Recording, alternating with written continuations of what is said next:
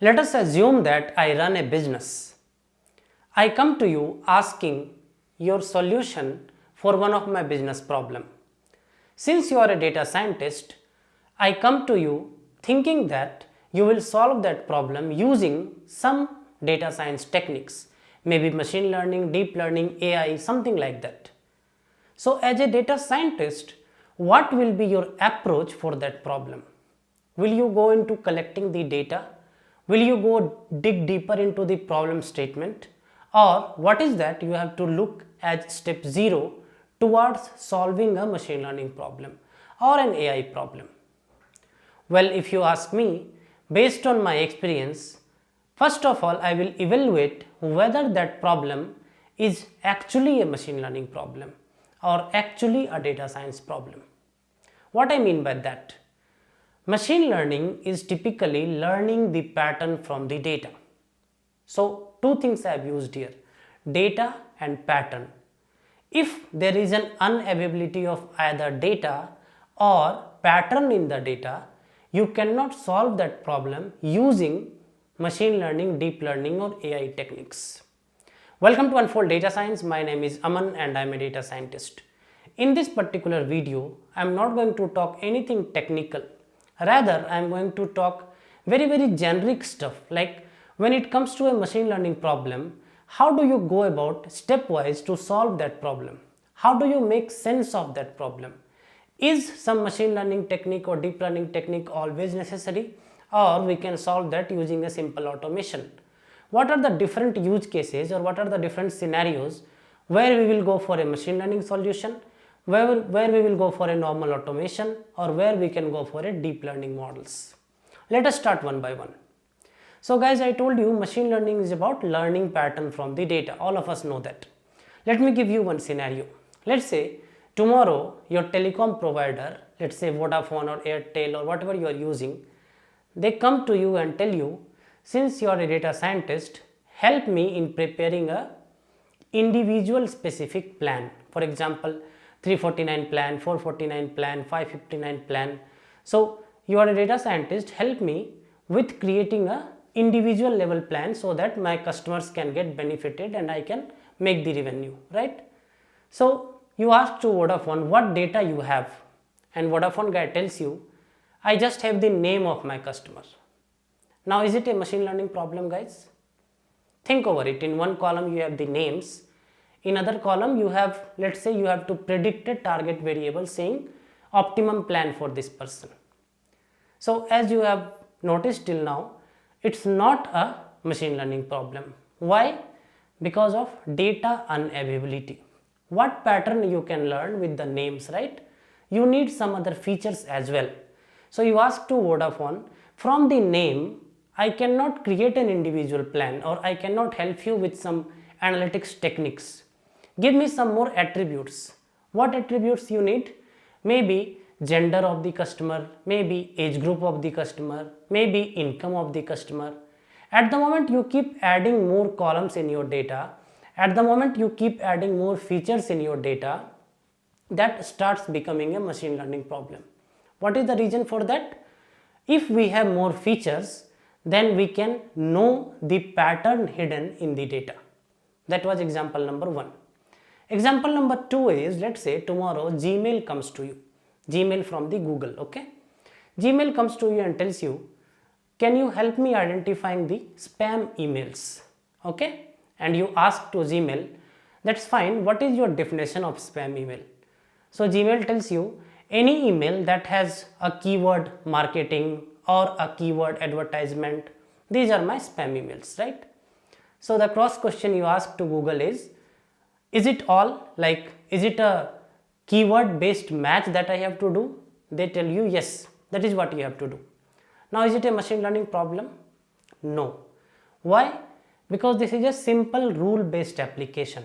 What you can do is you can just go through all the emails, search for these keywords, search for marketing, search for advertisement. Whatever matches you call that spam, otherwise call that non-spam. This is a rule based engine. Again, not a machine learning problem. At the moment you keep adding some more features. For example, what is the length of the email? What is the length of the sender, how many words are there in that email, what is the frequency of that email. At the moment you keep adding these things, right? You keep adding more things in your data, and hence you have a better chance to learn the pattern from the data. So this becomes a machine learning problem when we have the capacity to learn the pattern from the data. Where from that capacity will come? From the data availability. So from these two examples, what I mean to say you is, every problem that comes to you is not necessarily a machine learning or deep learning problem. Some of these can be solved using a simple automation, and some of these can be solved using some other technique, not necessarily a data science technique. Okay, that is step number 0 to evaluate whether it is a machine learning problem or it is a data science problem. Once you evaluate that this is a machine learning problem, what is part 2? The step 2 is, listen to me very carefully guys, you have to be very specific in what you want to achieve. Very important guys. Again I will give you a couple of examples. Let us say a company HR comes to you, okay, and they give you the exit data of their employees, exit data, and they tell you, hey, you are a data scientist, can you help me in predicting who are the people who is going to quit next month? Okay, so you train a model and go to the HR and say that, you know what, these are the people who are going to quit next month. What is the next question HR will ask you? They will ask you, what is the reason for them quitting? Okay, and you as a data scientist should have the answer of that question. This is use case number 1. Now let us take a use case number 2. Let us say there is a image classification problem. Okay, so there is a superstore for example, and the superstore owner tells you, you are a data scientist, can you use some deep learning technique and tell me if some suspicious activity is going on in any part of this store. So you do a image analysis or video analysis and you tell that, you know what, at this time, this place, this part of this store, some suspicious activity is going on. This is an image analysis or video analysis.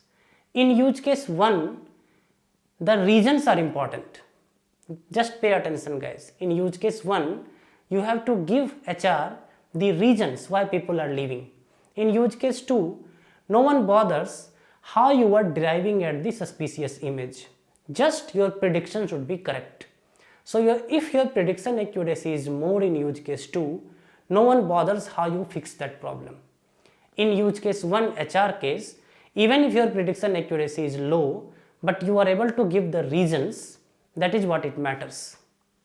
So as a data scientist, you have to be very careful and very clear on what is that you are trying to achieve. Okay, that is step 2. Step 3 is, you have to focus on gathering the right data. What is right data guys? Let us take the previous example again. HR attrition problem, employee attrition problem, right? In this problem, do you think the favorite color of the employee will make any sense? So if I ask you for what reason people leave a company, you will say maybe salary, maybe increments, maybe commute distance from the home. These are the reasons, valid reasons, right? But do you think the favorite color of the employee, is of much value here? Not at all. So never ever waste your time in gathering the data which is not useful for what you are trying to achieve. Many a times I have seen people just try to capture everything that is available. So every time you go in a new project, based on my experience I am telling you, you go to a new project, they will give you access to their database. In their database there is hell lot of data.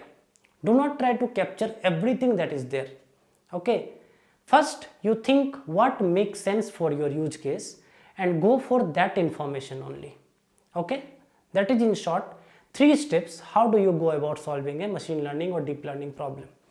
Next is, just remember guys, you have to keep it very simple. It is not like, since I have heard about what encoders and decoders are, I will go and fit encoder and decoder in every problem out there.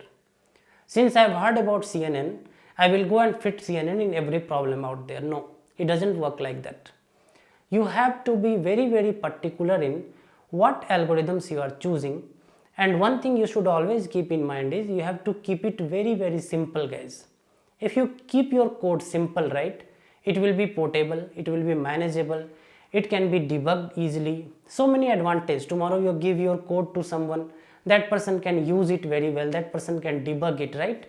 I have seen many projects where there are 20-30 steps of data science pipeline, data fetching, data pushing, cleaning, so many things are happening, and in the end result is nothing. I mean, result does not justify to all this process.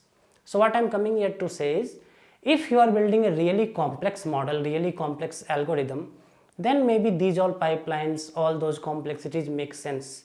But one thing you have to keep in mind is, more simpler your code is, more portable, more manageable it is, and you can you can add many things on top of it. So just keep it simple. So I have not spoken anything technical in this video. I just wanted to give you a high level idea of how you go about thinking whether this is a data science problem. If yes, how to go and collect the right data, what to achieve from this problem, and how to keep it simple and manageable. I hope this video was useful, guys. Write me in comment whatever is going on in your mind. I'll see you all in the next video. Till then, all of you, wherever you are, stay safe and take care.